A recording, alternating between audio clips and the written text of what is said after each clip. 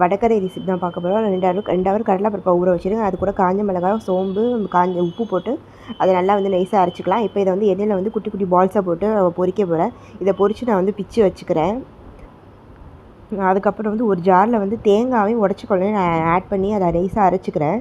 இப்போ கடாயில் பட்டை, கிராம்பு, ஏலக்காய் போட்டு வெடிக்க விட்டு சோம்பு கொஞ்சம் போட்டு வெங்காயம் 3 பெரிய வெங்காயம் எடுத்துருக்கேன். அதை நல்லா பொன்னரமாக வதக்கிடலாம். வதக்கினதுக்கப்புறம் காஞ்ச மிளகா, பச்சை மிளகாவையும் கருவேப்பிலையும் போட்டு ஒரு டேபிள் ஸ்பூன் இஞ்சி பூண்டு போட்டு நல்லா வதக்கிடலாம். அதுக்கப்புறம் தக்காளி ஆட் பண்ணிக்கிறேன்.